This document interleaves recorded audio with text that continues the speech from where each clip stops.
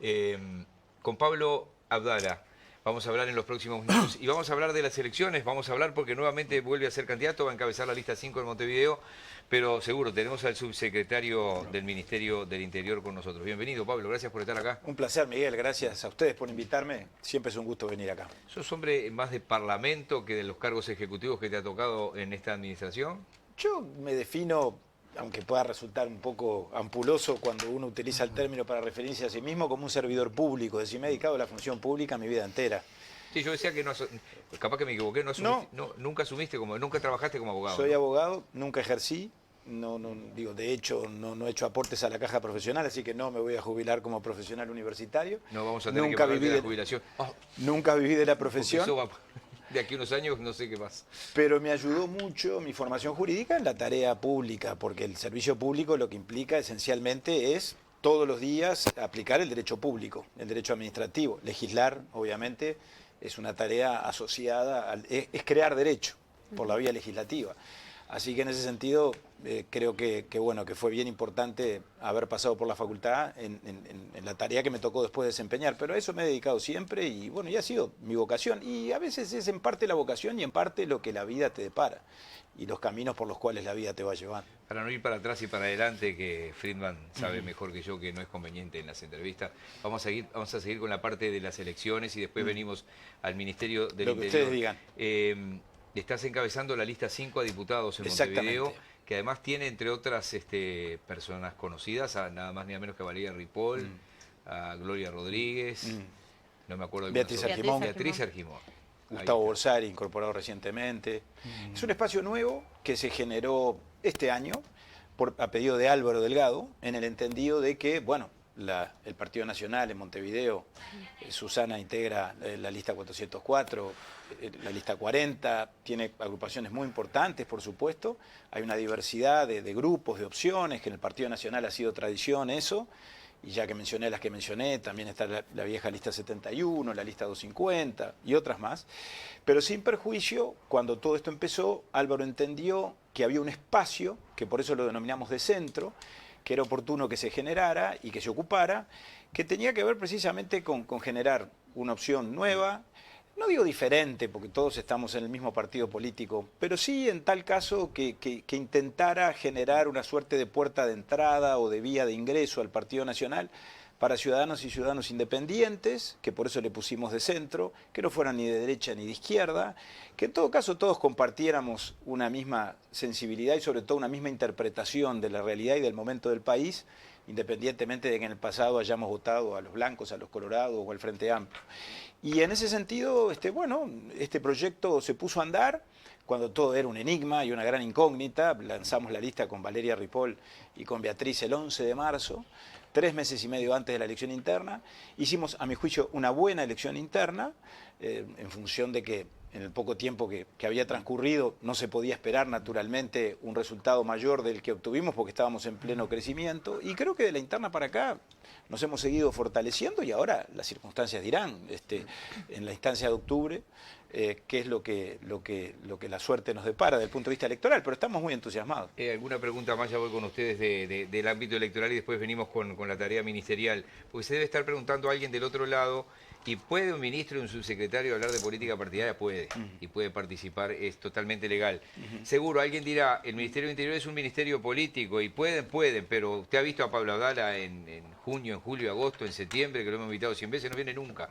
O sea, lo digo porque cuida la presencia, podría hacer uso y abuso, sí, voy todos los meses, que estoy otro, o sea, capaz que se están enterando algunos por los avisos televisivos o porque está acá Pablo Abdala. Simplemente una puntualización porque alguien dirá, puede, sí puede, que es legal, es constitucional. Sí, y me gustaría también hacer una puntualización. En realidad, todos los ministerios son políticos, todos, porque son los encargados de la definición de políticas públicas. No, además no son electos, es una No son elección del electos, presidente. son de designación presidencial.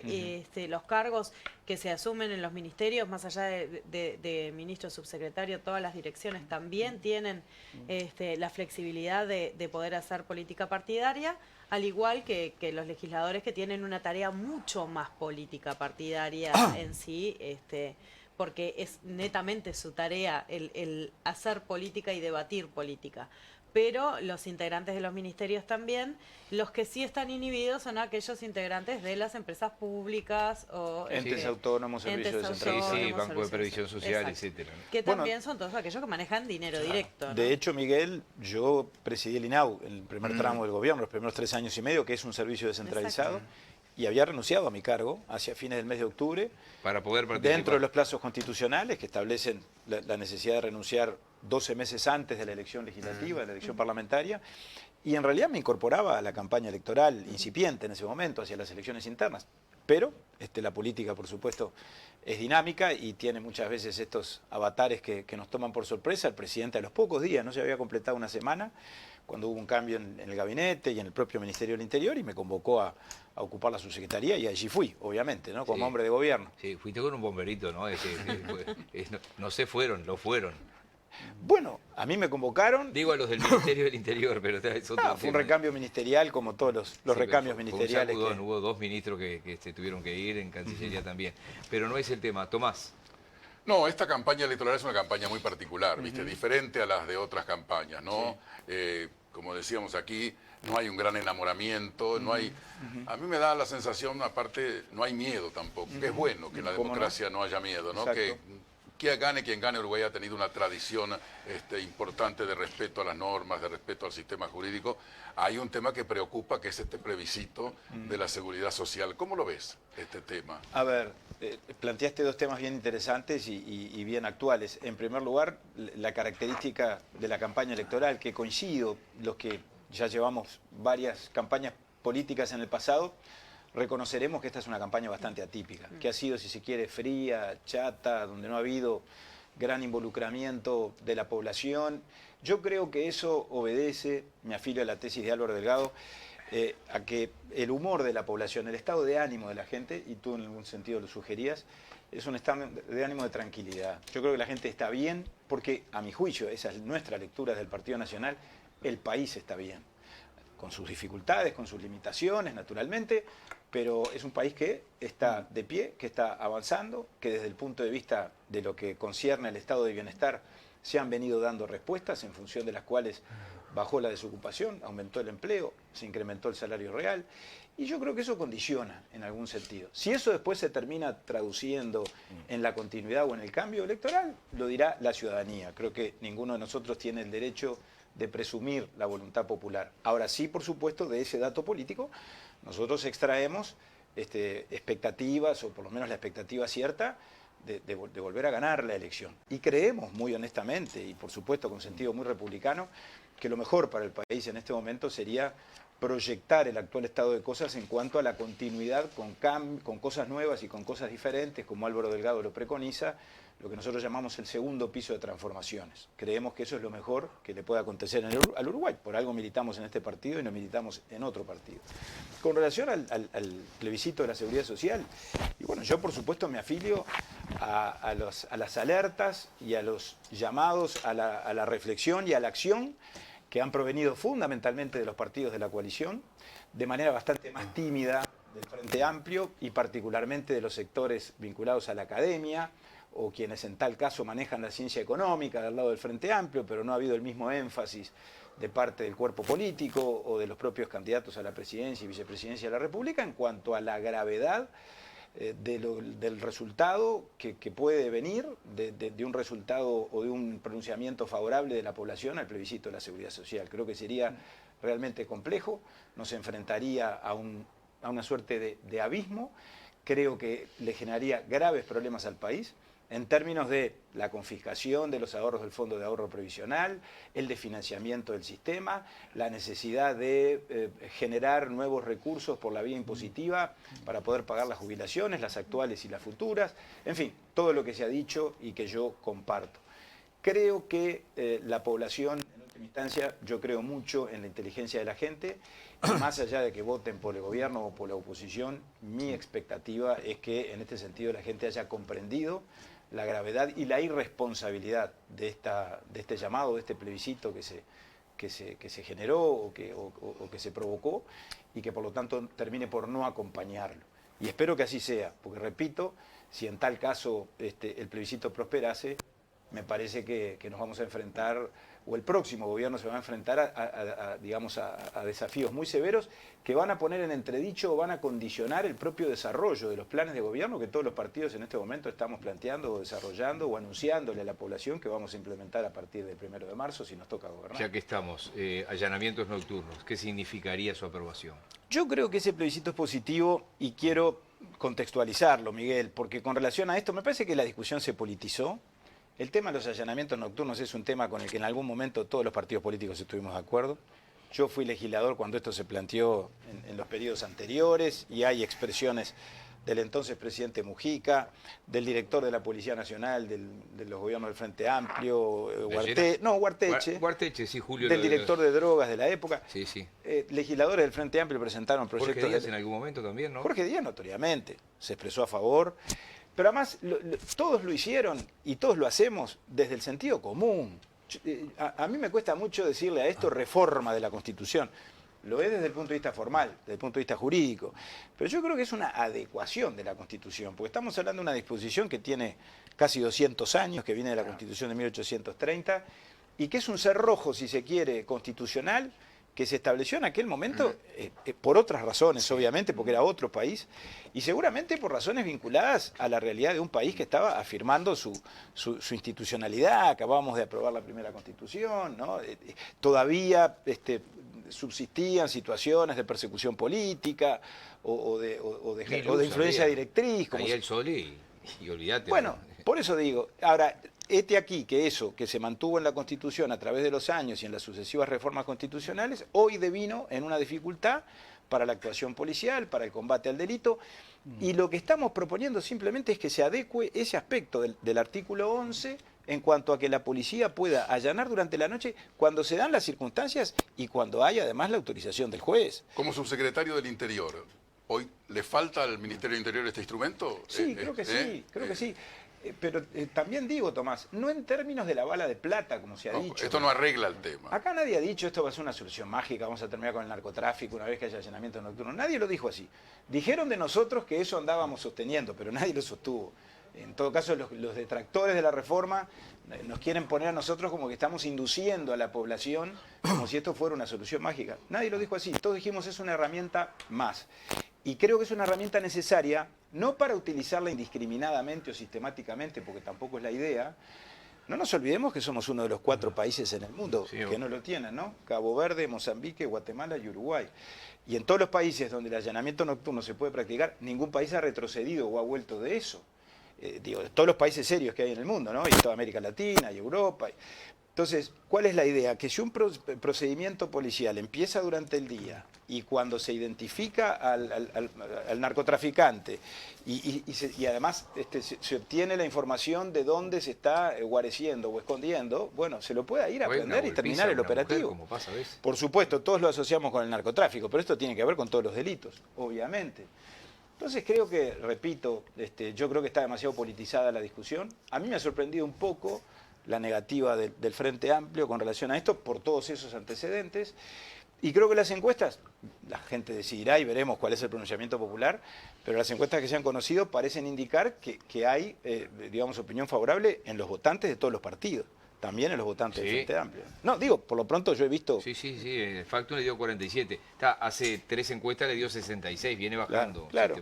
Sí, la historia de los plebiscitos que son concomitantes a la elección nacional, en general es una historia de fracasos, porque siempre se dice que los plebiscitos quedan como subsumidos en la elección nacional, hay un poco de desinformación, porque la gente no sabe bien cómo se vota, el que vota en contra todavía no sabe muy bien que no hay papeleta por el no en ninguno de los dos. No quiere votarlo no pone nada. Después depende de que los partidos ensobren o no ensobren, ¿no? Y repartan o no repartan, en fin, de una serie de condicionantes. Pero yo espero que prospere, francamente espero que prospere porque me parece que es un buen elemento. Abdala, ya que entramos en el tema policial, usted sabe que de la oposición se cuestionan las cifras porque dice que hay menos tablet, que la gente no denuncia, no sé, ¿será o no será? Yo personalmente acá en Buscadores no creo, con todo respeto, en las cifras que ustedes plantean. Y se lo he planteado a distintas autoridades, se lo planteo a usted. ¿Por qué no creo? El año pasado se dio una conjunción. Por un lado, el jefe de policía de San José, en conferencia de prensa con periodistas locales, una conferencia muy álgida, le recriminan por qué no da información de delitos. Y él dice, yo informo lo que yo quiero, textualmente. El jefe de policía de San José. El periodista Gabriel Pereira hace una denuncia de el jefe de policía de Durazno que falsea lo que son los datos y baja la categoría de los delitos. Esto encima hay un testimonio policial que dice lo mismo y pasó a la justicia. En Maldonado, investigando el tema de corrupción en turismo, Fiscalía encuentra una grabación donde el tercero en la jerarquía de Maldonado, el responsable de la jefatura, le dice con su voz a un subalterno, un comisario, no denuncies, no des cuenta de esas 2 vacas, ese abigeato, porque se me disparan las cifras. Y para colmo, esta cosa que se encadenaron, en ese verano, un matrimonio amigo con 2 hijos es robado a la mañana en Aguas Dulces, va a hacer la denuncia. Habían robado a varios vecinos y decían que no les tomaban la denuncia. Ellos van sabiendo eso y reclaman que les den la denuncia. Le dice que no, que se ve caído el sistema. Ellos insisten y le dicen, bueno, déjenos un teléfono que lo vamos a llamar. A los 2 días le pasaron por un WhatsApp el número de la denuncia. Ellos piensan, y también yo, que si no hubieran insistido, nunca hubiera pasado esa denuncia. Estos elementos a mí me llevan a decir que, con todo respeto, no creo las cifras que ustedes dan. Está bien, usted tiene obviamente todo Y el le di derecho. datos, no relatos, ¿no? Sí, sí. Relatos. Relatos. No. La voz del tercero en Maldonado es la voz de él, no es un relato. Está en fiscalía, está en la justicia. Él diciéndole a un comisario, no, esas 2 vacas no, porque se me disparan, dice textualmente él, se me disparan las cifras de abigeato. Bueno, y eso es un relato, por eso digo. Pero un relato de un protagonista. Un presunto relato o una versión según la cual determinado funcionario relató determinada cosa. Está bien, pero son relatos. Ahora, hechos comprobados y que efectivamente se hayan maquillado números, yo no tengo ningún antecedente. ¿Y eso? No, pero permítame, digo, repito, son expresiones, está en la justicia. ¿Y qué conclusión hubo en la justicia? Lo procesaron, pero por otro delito, pero está su por voz. otro delito, pero por otro delito, por eso. No lo No, puede bueno, negar. está bien, pero permítame, en todo caso son expresiones desafortunadas de determinados funcionarios en determinada repartición de la policía o de alguna jefatura del interior. Ahora, yo francamente voy a dar mi versión. Mi versión empieza por decir que en el año 2020 se instauró una nueva política de seguridad que a mi juicio está arrojando resultados positivos de manera absolutamente demostrable y demostrada. En términos de la caída de los principales delitos, las rapiñas, los hurtos, el abigeato particularmente, y eso obedece a los cambios cualitativos y cuantitativos que se han generado, a las modificaciones legales que se introdujeron en el año 2020, que le han dado nuevos instrumentos a la policía para intervenir y que le han permitido actuar con mucho más eficacia en los procedimientos vinculados con el control de personas, con el control de vehículos, con los allanamientos, las modificaciones a la ley del procedimiento policial, las modificaciones al Código del Proceso Penal. Y al mismo tiempo con una política de seguridad que implicó darle el respaldo a la policía que antes no tenía, pero no solo el respaldo moral e institucional, el respaldo material, el respaldo logístico, la enorme inversión que se ha venido concretando en tecnología, en equipamiento, en recursos humanos. Todo esto es demostrable. Hoy tenemos, por ejemplo, por mencionar un ejemplo, 4.000 funcionarios más de fuerza efectiva, es decir, de policías dedicados al combate directo al delito de lo que teníamos hace 4 años. El doble de cámaras de videovigilancia, dispositivos nuevos, tecnológicos, vinculados con el detector de disparos, los escáneres, a los efectos de mantener las escenas del crimen. En fin, es larguísimo el rosario. Ahora, también le digo, la medición de los delitos se hace en la actualidad por el mismo sistema, en el mismo ámbito, por los mismos funcionarios del Observatorio de Criminalidad del mismo Ministerio del Interior que teníamos en los años 2015, Pero 2016, si no le dan los datos, 2017. No, permítame. Si los falsea, Permítame, no, será pero lo mismo, pero lo recibe. Usted está haciendo una acusación muy grave y Sí, está claro. hablando de que se falsean los datos. Sí. Yo rechazo categóricamente esa información. puse porque ejemplos. Aquí no se falsea Le nada. puse ejemplos. Hizo una referencia a las tablets y además hizo una referencia Eso es la oposición, yo no lo tomo No, eso. está bien, bueno, pero entonces la Y oposición... la aclaré bien, le dije los 3 casos Está que yo bien, le no la puse. hizo usted, la hizo la oposición. Es verdad, la hizo la oposición públicamente, lo explicamos con el ministro Martinelli en la Comisión de Seguridad y Convivencia y quedó claro, no solo que con las tablets no hay menos denuncias que antes, sino que hay más. Y además ahora las denuncias que se hacen a través de las tablets se cargan automáticamente, inmediatamente, en el mismo momento que se ingresan a la tablet, al sistema de gestión de seguridad pública que está interconectado con el sistema de la Fiscalía, del Ministerio Público, cosa que antes no ocurría. Con lo cual es presumible que el sistema de las tablets ocultara delitos en el pasado. no ahora, que es mucho más certero, y además de hecho los números indican que ingresan más denuncias a través de ese mecanismo, de ese dispositivo electrónico, de lo que antes ocurría. Es decir, que hay menos denuncias, que hoy es la forma de medir la criminalidad, la que tenemos en el Uruguay, porque las encuestas de victimización todavía no se han concretado. El Frente Amplio hizo una en el año 2017-2018 que no sabemos dónde está, porque en el Ministerio del Interior no aparece y nunca la publicaron. ¿Y a qué responde eso? Repito, a una política de seguridad muy férrea, muy clara, que se basa en un paradigma diferente del que ocurría en el pasado y que yo creo que, por supuesto, no todo está bien, pero todo está mejor. Y sobre todo lo que está mejor es que creo que el país en esta materia recorre un camino, un rumbo, que es el rumbo que se tiene que caminar y que se tiene que concretar, es decir, el único posible. Y estoy seguro que el gobierno que venga, sea cual sea, y yo tengo la esperanza y la expectativa, más que la esperanza de que va a ser del mismo signo, y que Álvaro Delgado será el presidente de la República, va a seguir transitando por ese camino y lo va a profundizar. Desde luego acá no hay resignación ni conformidad o conformismo con lo hecho. En todo caso, tenemos la tranquilidad de que vamos por buen camino. Pero hay que agregar cosas nuevas y cosas diferentes. Se ha hablado claramente de una propuesta relacionada con una oficina antimafia al estilo del modelo italiano, que implica sobre todo empezar a golpear el narcotráfico por donde se lo debe golpear, que es a través del dinero, a través de cortarle los circuitos financieros, a través de los bienes, a través de las ganancias. Que ya algo empezamos a hacer con la tipificación del delito del decomiso ampliado y que vamos a seguir haciendo a partir de esta propuesta, si nos toca gobernar, una vez más, que confío que así sea. Pablo, quería tu opinión como subsecretario. El clásico se debió terminar. El árbitro lo suspendió 2 veces.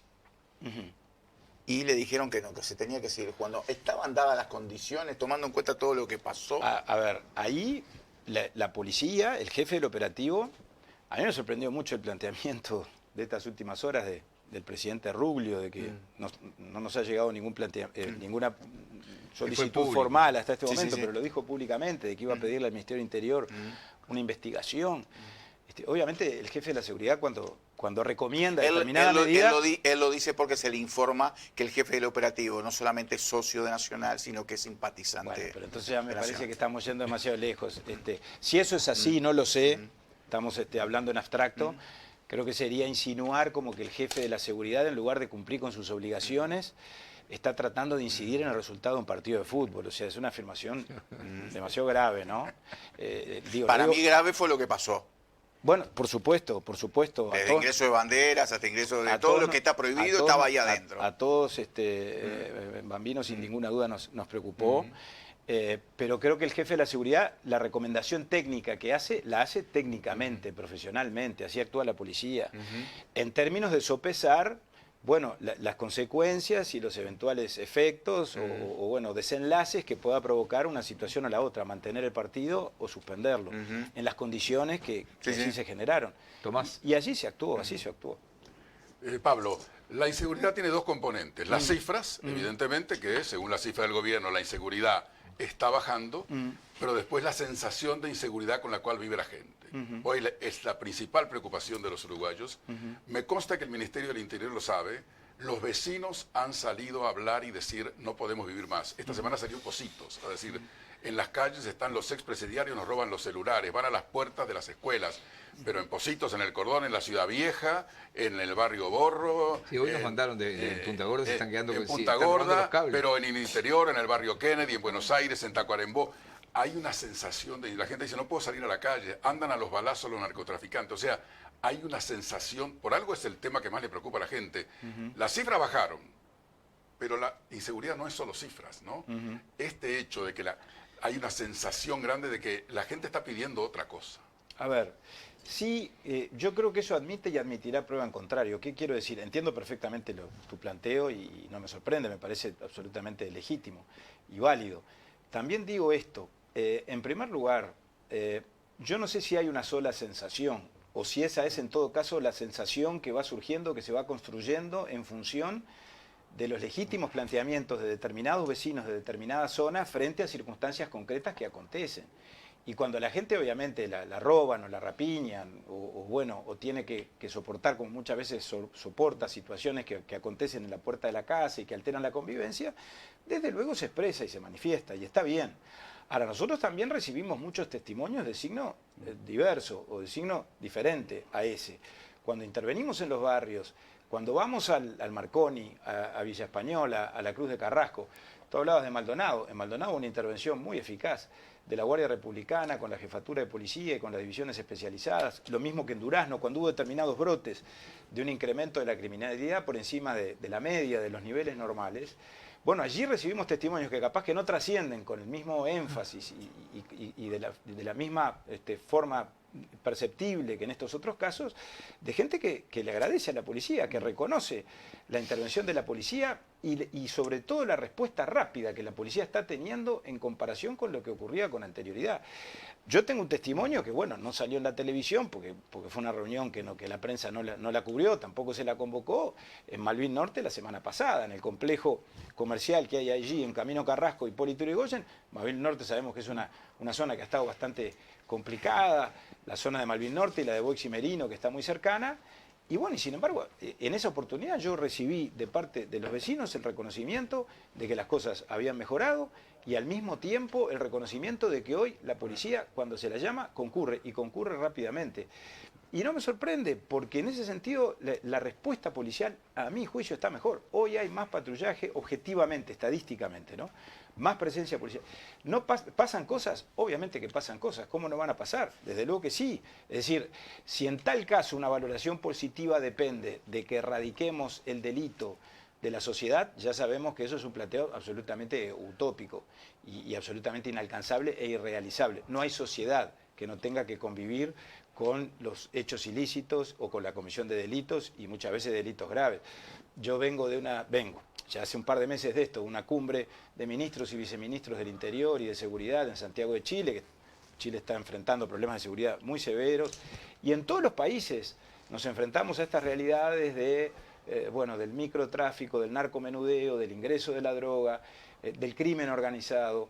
Y créanme que en los demás países yo tengo para mí esa, más que sensación, esa convicción, el delito está golpeando en términos mucho más gravosos todavía, una convivencia que claramente está contaminada en esos países y donde notoriamente ya se ha alcanzado una situación de segmentación social que en el Uruguay, a mi juicio, no ha llegado más allá de los problemas que sin ninguna duda Ahora, para tenemos. Pablo Abdala, subsecretario del Interior, los uruguayos, ¿vivimos en una sensación de inseguridad o no? No, yo sé que esa sensación existe. Yo digamos, Ok. no pretendo contestar tu planteamiento No, ni no, no es un- deslegitimarlo.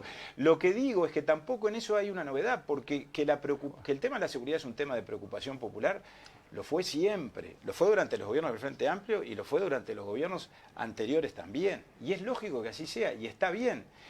Y yo francamente digo algo que sé que puede ser polémico, pero en términos relativos, ¿por qué en la preocupación de la gente algunos temas se vuelven más preocupantes y otros en términos relativos menos preocupantes? Bueno, los dos grandes temas que hacen a la cotidianidad de la gente son la seguridad y después el salario y el trabajo.